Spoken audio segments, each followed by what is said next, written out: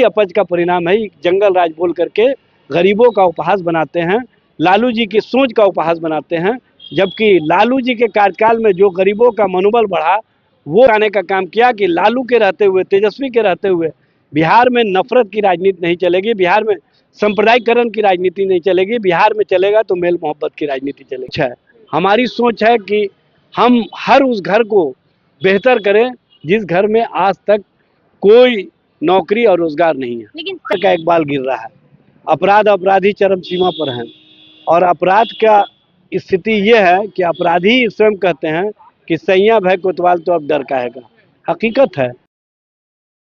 इसे बताया जाएगा कि अब की बार बिहार सरकार जो भी बनेगी वो जनता के लिए क्या कुछ काम करती नजर आएगी, क्योंकि तमाम दफा मैं कह चुकी हूँ कि बिहार की जनता वोट डालते डालते थक गई है लेकिन विकास नजर नहीं आया। इस मुद्दे पे चर्चा करने के लिए हमारे साथ यहाँ पर एजाज अहमद जी है। तो सीधा सवाल सर ये है कि बिहार की जनता जो है इस बार वो क्या सोचे कि उनके लिए क्या होने वाला है। देखिए, बिहार की जनता 20 साल की खटारा और नकारा सरकार से ऊब चुकी है। बिहार की जनता को पता है कि बिहार में अभी वर्तमान में जो सरकार चल रही है उसके नेतृत्वकर्ता पूरी तरह से कहीं ना कहीं भारतीय जनता पार्टी के इशारे पर काम कर रहे हैं। भारतीय जनता पार्टी जिस तरह से चाह रही है उस तरह से काम करवा रही है। पहले बिहार में नफरत की राजनीति नहीं होती थी, अब बिहार में सबसे अधिक नफरत की राजनीति हो रही है। और सबसे बड़ी विडंबना ये है कि यहाँ पर जो भ्रष्टाचार है वो चरम सीमा पर है। भ्रष्टाचार को सदाचार और शिष्टाचार का रूप दे दिया गया है। 100 करोड़ रुपये एक जूनियर इंजीनियर के यहाँ जलाए जाते हैं और उनके टुकड़े मिलते हैं। स्पष्ट रूप से ये भ्रष्टाचार का बेहतरीन नमूना है। सीएजी के रिपोर्ट के अनुसार 71,000 करोड़ के मामले का अब तक कोई हिसाब किताब नहीं मिला है और इसमें कितने जगह किन किन लोगों ने गबन किया है इसका भी पता नहीं चल रहा है। स्पष्ट रूप से भ्रष्टाचारियों को संरक्षित करने वाली सरकार है। और सबसे बड़ी बात यह है कि जो 34 मंत्री है उसमें 23 मंत्री पर गंभीर मामले हैं, जो एडीआर की रिपोर्ट में स्पष्ट रूप से उसमें भ्रष्टाचार के मामले हैं, अपराध के मामले हैं, अन्य तरह के मामले हैं। ऐसा लगता है कि अपराधियों को संरक्षित करने वाले लोग ही सत्ता में बैठे हुए हैं और सत्ता को जिस तरह से अपराधियों को महिमा मंडित करने के लिए उपयोग किया जा रहा है यह स्पष्ट रूप से दिख रहा है। यहाँ पे योगी जी पहुंचते हैं, कहते हैं कि डबल इंजन की सरकार ने जिस तरीके से विकास को स्थापित किया है बिहार में वो ना तो कभी हो पाया था पहले और ना ही शायद कभी हो पाएगा। हाँ, ये बात हकीकत है कि योगी जी जो विकास का पैमाना लेकर के सामने आए हैं उसमें सबसे बड़ी बात यह है कि बिहार में जो पुल पुलिया गिर रहे हैं और उसमें जिन लोगों को पकड़ना चाहिए उनको पकड़ा नहीं जा रहा है। यहाँ पर सरकार का एक बाल गिर रहा है।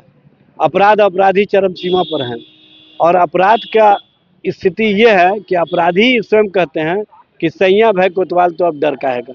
हकीकत है, योगी जी को पता है कि ये सरकार अलग तरीके से काम कर रही है और सरकार के स्तर से जिस तरह से भारतीय जनता पार्टी चाहती है कि जनता के लिए कोई काम नहीं हो, सिर्फ लोगों के बीच हम सत्ता में बने रहने के लिए नित नई कवायद करते रहें और ये नित कवायद करने वाली जो सरकार है बिहार में वो स्पष्ट रूप से दिख रहा है। योगी जी जब बिहार आते हैं तो उनको बिहार में विकास का पैमाना नहीं दिखता है, क्योंकि बिहार में विकास हुआ ही नहीं है। बिहार में तो सिर्फ सत्ता के माध्यम से विनाश के कार्यों को बढ़ावा देने वालों को संरक्षित किया जाता रहा है, यह स्पष्ट रूप से दिख रहा है। लेकिन आप देखिए कि 10,000 का लोन जो यहाँ पर दिया गया है भाजपा की तरफ से, कहते हैं कि महिलाओं को हम ये कराना चाहते हैं कि महिला सशक्तिकरण की पर जोर देना चाहते हैं और देख रहे हैं हम कि आरजेडी की तरफ से कहा गया है कि अगर सत्ता में आते हैं तो 2500 रुपए हर महीने दिए जाएंगे।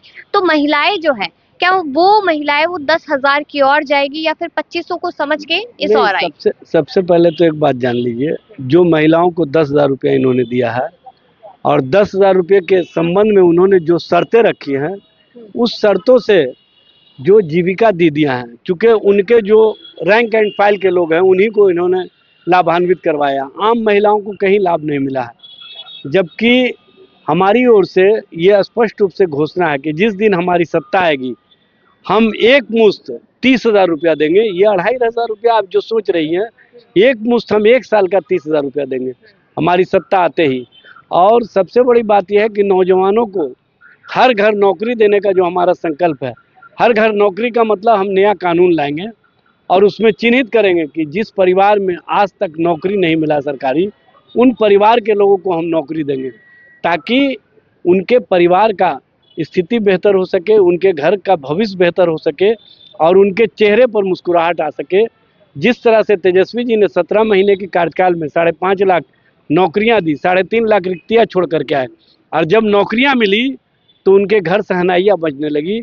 ये हमारा सोच है, हमारी सोच है कि हम हर उस घर को बेहतर करें जिस घर में आज तक कोई नौकरी और रोजगार नहीं है। लेकिन सरकारी नौकरी, सवाल तो यही है ना कि आप लोग लाएंगे कहाँ से? मतलब उसके लिए आप लोग रैंकिंग कहाँ से निकालेंगे, या फिर कैसे पता चलेगा कि ये शख्स कितना पढ़ा लिखा है? वो पूरा क्या पैमाना रहने वाला देखिए, सबसे बड़ी बात यह है कि एक नया अधिनियम लाएंगे और उसमें हमारे पास चूंकि पहले से जातीय जो गणना हुई है उसमें सारी बात सामने आ चुकी है कि कितने परिवार मतलब सरकारी नौकरी वाले हैं, कितने परिवार में सरकारी नौकरी है नहीं है, उस सब हम लोग गणना कर चुके हैं।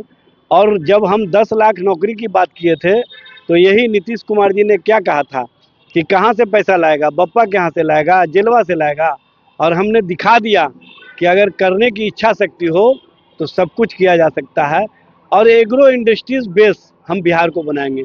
हम बिहार में जो आज तक क्रॉप इंडस्ट्रीज है उसको बढ़ावा नहीं दिया गया है, बिहार में पर्यटन को बढ़ावा नहीं दिया गया है।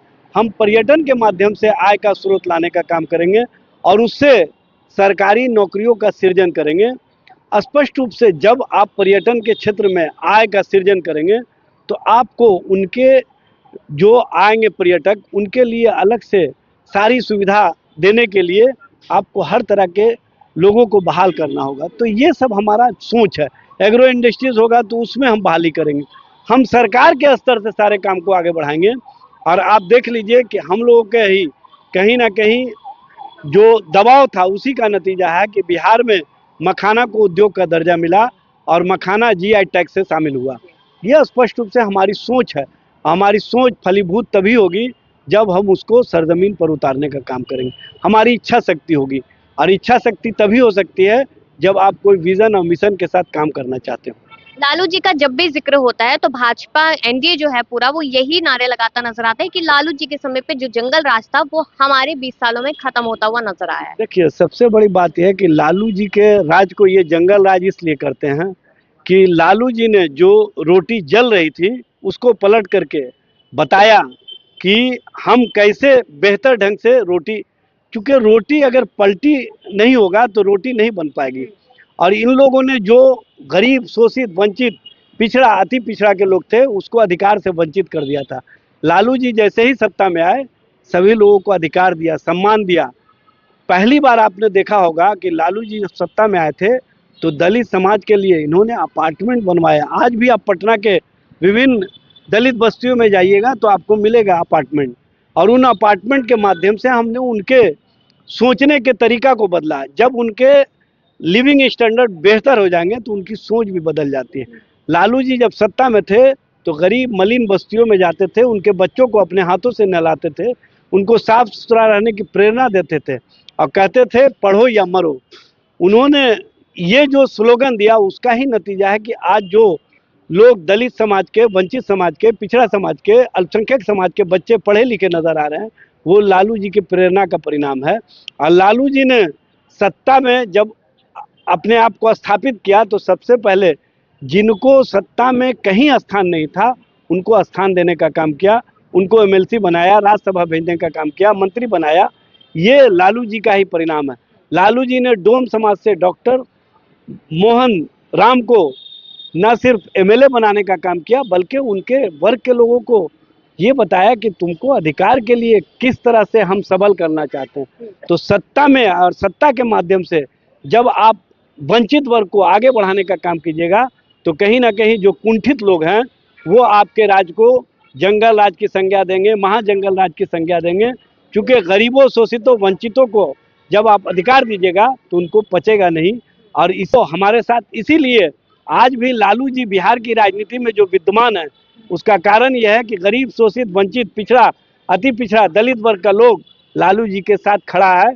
और लालू जी ने कमिटमेंट के साथ सांप्रदायिक शक्तियों को चैलेंज किया और जितना भी झंझावत हो, जितनी भी परेशानी हो, जितनी भी कठिनाई हो, उसको उन्होंने हंसते हंसते झेल करके, ये बती अपच का परिणाम है, जंगल राज बोल करके गरीबों का उपहास बनाते हैं, लालू जी की सोच का उपहास बनाते हैं।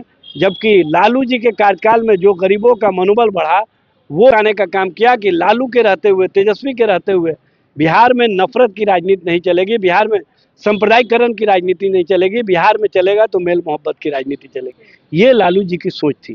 चलिए एक आखिरी सवाल करूंगी कि शिक्षा प्रणाली को किस तरीके से आप लोग बेहतर बनाएंगे, क्योंकि शिक्षा बेहद ज्यादा जरूरी है, तभी रोजगार मिलेगा और शायद तभी कहीं ना कहीं पलायन को भी रोका जा सकता है, तो उसके लिए कैसे काम किया देखिए, शिक्षा प्रणाली को सबसे पहले लालू जी के ही कार्यकाल में श्रीमती राबड़ी देवी जी ने बिहार में बीपीएससी के माध्यम से टीचरों की जो बहाली की थी, आज गुणवत्तापूर्ण जो टीचर नजर आ रहे हैं वो राबड़ी देवी जी के कार्यकाल का। उसके बाद तेजस्वी जी ने बीपीएससी के माध्यम से 70 दिनों के अंदर 2,17,000 टीचरों की बहाली की और उसमें गांधी मैदान में नियुक्ति पत्र देने का काम किया। जो गांधी मैदान पहले रैलियों के लिए या जादू टोना के लिए जाना जाता था, वहाँ पहली बार नौकरी का परवाना देने का काम किया गया।